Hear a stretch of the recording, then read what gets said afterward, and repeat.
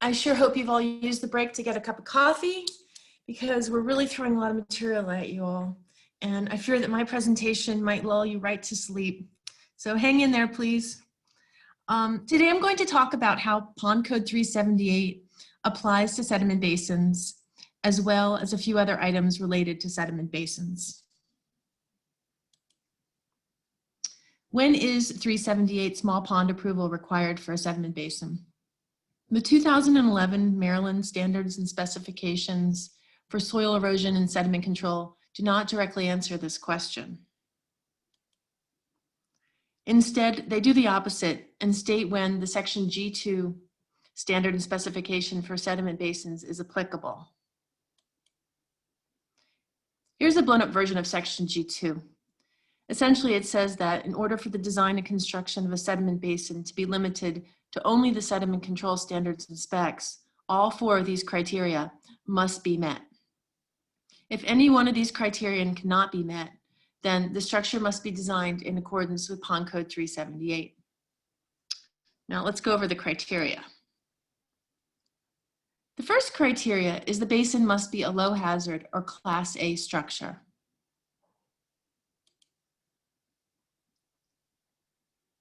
Criteria 2 and 3 limit the drainage area and the height of the embankment. These criteria of 100 acres and 15 feet are less restrictive than the cutoff between a small pond and a dam. Essentially what this is saying is that there comes a point when even a temporary structure is too large not to be designed and constructed in accordance with Code 378. To take that thought even further, it's important to note that dams, meaning those structures which are higher than 20 feet, have a drainage area greater than 640 acres, store more than 50 acre feet, or are significant or high hazard, must always attain a dam safety permit, even if they are temporary. This is not a common situation, but it does happen, so please be mindful of this potential issue because it can throw a wrench into a project's permitting process. Criteria 4 is the most problematic. This simple statement that the basin is to be removed within 36 months after the beginning of construction of the basin generates questions and contention. The intent is a Code 378 size embankment used for more than 36 months be designed in accordance with Code 378. Also, the implication is that if the basin needs to be designed in accordance with Code 378, then small pond approval is required. However, as is always the case, even when we think something is as clear as a bell, someone comes up with a different interpretation. My favorite side view is that because the word basin is used and not pond, the criterion does not apply so long as the structure is in sediment control mode as a basin for less than 3 years, even if it's going to be converted to a permanent stormwater management pond with a 378 size embankment. With perspectives like this, it's no wonder some of our applicants get tangled in their own web. I know as regulators, you all appreciate the intent of our regulatory requirements, but don't let designers and owners mince our words because all it does is causes problems down the road for them, for us too. Also, there will be situations when the size of the embankment is different for the temporary sediment basin and the permanent stormwater management facility. This raises legitimate questions. Applying practical application and experience to Section G2, MDE offers the following summary situations whereby a sediment basin embankment needs to be designed in accordance with 378. And this is what I tell my applicants. So see if you all like it. Okay, so I have this list of scenarios and there's no other way for me to get through this than to read it. I know that until you have a particular application in mind, this is a pretty boring stuff, but don't despair because we'll be sharing these presentations with you so you can have them for future reference. A sediment basin embankment that is to be used for more than 36 months does not need to be designed in accordance with Code 378 if the temporary and permanent embankments are both smaller than 378 size. A sediment basin embankment that is Code 378 size needs to be designed in accordance with Code 378 even if prior to 36 months it is converted to a permanent stormwater management pond that has an embankment smaller than 378 size. An embankment that is code 378 size in either sediment control mode or permanent stormwater management mode must be designed in accordance with code 378 and approved prior to constructing the sediment basin. A temporary sediment basin embankment that is to be used for more than 36 months needs to be designed in accordance with code 378 and approved if the embankment is code 378 size. And finally, as I already alluded to, a sediment basin embankment that exceeds code 378 size or has a hazard class of significant or high must obtain a permit from the Dam Safety Division, even if it's only temporary. So we old timers have seen this happen. The contractor leaves town before removing the sediment basin, or the owner decides they want to keep a basin, or construction's been stalled because of utility problems or another reason outside the developer's control. In short, you're left with a sediment basin that has a 12-foot high embankment, but wasn't designed to meet 378 criteria because it was intended to be in the ground for only 24 months. So what do you all do about this? Of course, the correct answer is to redesign and reconstruct the embankment, but we all know how difficult that is in reality. So maybe the appropriate solution is to avoid this predicament by designing all 378 size sediment basins to code 378, right? 378, regardless of whether they're intended to be temporary. Please let us know what you think. You can put this in the chat or you can email us later. So what's the takeaway? Unfortunately, it's not fish and chips or even conch fritters. Code 378 approvals for the embankment need to be issued for both sediment control and stormwater management modes as applicable. Code 378 approval for a sediment basin needs to be based on the temporary conditions, but it is highly advisable to also provide the final stormwater management design for review and approval at the time of the sediment basin approval. And then finally, preventive measures need to be taken to keep temporary 378 size sediment basins from remaining in the ground for more than 36 months. When in doubt, require the basin to be designed and constructed in accordance with 378. I just wanted to throw this in there to wake you up. This is my group, or part of them anyway. So they're all here watching. So guys, wake up. Okay, so now that we've determined which structure needs to be designed in accordance with code 378, let's jump to construction. If a sediment basin needs to be constructed in accordance with code 378, then all 378 construction inspections must occur when the spillway and embankment are initially constructed, not after the fact when the structure is converted to a permanent stormwater management facility. This means all internal elements of the construction need to be observed and inspected as they go in the ground. Watertight connections will be needed to be checked and joint separation measured. A PE will need to supervise the construction of the filter diaphragm, and the gradation of the filter diaphragm materials will need to be confirmed. Also, geotechnical testing for soil classification will need to be performed on the cutoff trench, impervious core, and embankment soils. Compaction will need to be confirmed. And this information will all be needed for the as-built plans.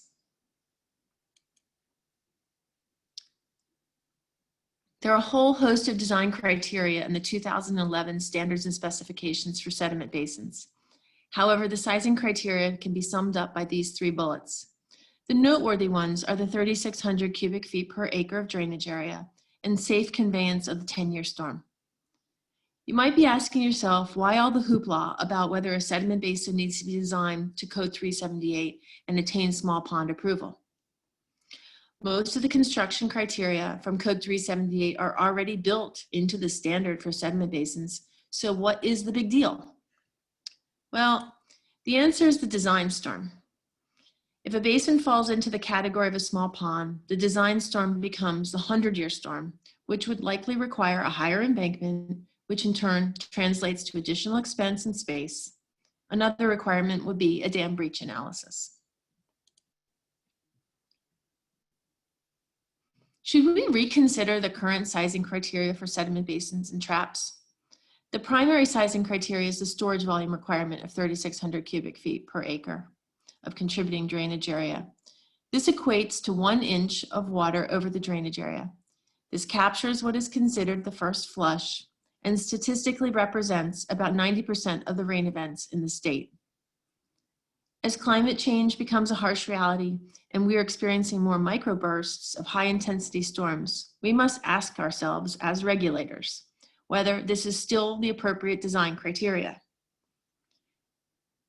Based on observations over the years, we are finding flooding during construction to be problematic. The stormwater management regulations address flooding concerns through peak management, and as Ray discussed, all the counties have some sort of quantity management requirement. These are based on comparing post-development discharge rates to pre-development discharge rates. But what about during development discharge rates? 100-year conveyance is required. 10-year conveyance is required. Well, 100 years is required if it's a small pond, but there are no quantity requirements for this interim condition. Yet, this is a recurring theme in citizen complaints and legal disputes. I know that after having to deal with one too many legal battles, I am now asking my reviewers to make sure that the proposed construction activities are not adversely impacting the adjacent property owners. Do we need to make interim quantity control a regulatory requirement? And if so, what should be the design criteria? We'd really like your feedback and suggestions on this issue. Again, please use the chat or email us after the conference. Amanda, you have about 9 minutes left. Thank you, Michelle. Okay, so I'd like to mention an underlying distinction between a sediment trap and a sediment basin. As most of you know, there's a limit on the size of the drainage area to the trap, but not to basin. But that's not the only difference.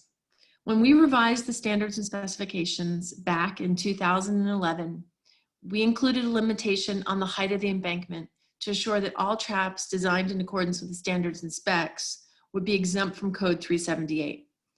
Pipe outlet sediment traps cannot have an embankment higher than 5 feet, and stone and riprap outlet traps cannot have an embankment higher than 4 feet.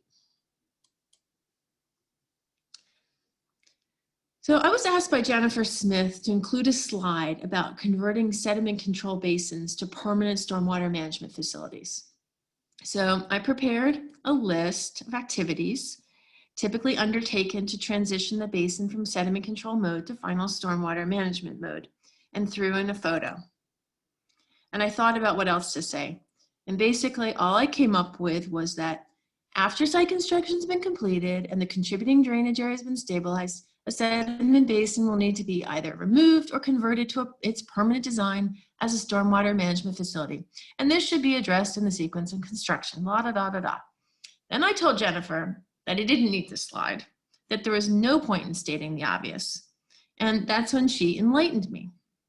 So my division reviews sediment control and stormwater management plans for state and federal agencies. We also do the small pond reviews. I like to say that we're a one-stop shop. So the same engineer reviews everything. Well, I've been around long enough to know that things are done differently at the local level and that the district usually reviews sediment control and small ponds and the county stormwater. But it wasn't until Jennifer kept asking me about construction details and got me to walk through the conversion process that I understood. She indicated that the sediment control reviewer doesn't necessarily have a copy of the stormwater management plans. And the stormwater reviewer doesn't necessarily have the sediment control plans. Well, if that's how it works in your county, I don't know how you can do your review. My advice would be to get a copy of both sets of plans. Otherwise, there's an increased likelihood of missing the 378 issues. You need to know when reviewing a sediment basin if it's going to be a permanent structure. And when you're reviewing a stormwater pond, you want to make sure the structural elements are addressed at the time of initial construction. Also, I would strongly encourage a comprehensive sequence of construction, which includes all phases of construction and all elements related to runoff and drainage. Okay, I'm going to speed through my last few slides, partly because I'm about to exceed my allotted time, but also because they deal with issues that fall outside our program's domain, although they are integral to sediment control review. Sediment basins and use 3 watersheds raise an interesting question. Use 3 watersheds are the ones with cold water streams where thermal impacts are a particular concern. By the way, this is not Maryland, the photo's in Georgia. Anyway, the primary directive is that permanent wet pools in cold water watersheds are a no-no. So no wet pools when you're in a use 3, okay? So I know that there are a bunch of regulatory nuances concerning use 3, but as a reviewer, sometimes I just want to know what to do. So I took my question to DNR and I asked them, is there any regulatory requirement restricting the use of temporary sediment basins or traps in use 3 watersheds, since by definition, these structures have wet storage volumes? So DNR does not have its own regulations or specific processes to uniformly address the temporary basins. They get picked up during various regulatory processes, and their thermal review criteria is typically focused on permanent facilities. Most temporary basins do not garner much concern unless in very sensitive areas. On occasion, they have commented on temporary facilities of greater concern, but this is not that common. Maybe this will change in the future as a result of the effort to decouple DNR's thermal review from the dam safety permit. But for now, the answer to this question is yes, sediment basins are permissible in use 3 watersheds, but I would suggest that if you find yourselves reviewing a project that's located in a very sensitive area, please consult with DNR's environmental review program. We have 4 minutes left. Thank you, Michelle. In areas where the soils have a high clay content, sediment can remain suspended in the runoff even after passing through a filtering device or a sedimentation practice. In these areas, it is particularly important to minimize the size of the active disturbance. Also, redundant controls or more stringent design criteria should be explored to reduce the turbidity of the discharge and retain the sediment on site. If that doesn't prove effective, chemical additives can be used as a last resort. Polymer flocculants added to sediment-laden runoff bind fine sediment particles so that they settle and are filtered more effectively. In the past, the use of flocculants has been handled by an array of haphazard provisions. Well, that's all about to change. The use of chemical additives is going to be covered under the new NPDES general permit for stormwater discharges associated with construction activity. The new permit, referred to as the 20 CP, will be replacing the old 14 GP permit as soon as determination is made by the EPA. The current timeline suggested new permit will be in place around the beginning of 2021. Please remember that even though MDE is adopting procedures for using chemical additives must never be used in place of traditional erosion and sediment control practices. So while we're on the subject of the new 20 CP, I want to mention that that isn't the only significant change. There are water quality based there are going to be water quality based requirements for projects in high quality watersheds with known impairments, specifically tier 2. Please check out MDE's website to learn more about the new stream protection zone requirements and the anti-degradation checklist that must be completed at the time an NOI is filed as proof of anti-degradation review. Well, that concludes my presentation. I'm sorry if I went over my time. Thank you everyone for hopefully paying attention, and we would certainly welcome your questions now or at any time in the future. Thank you.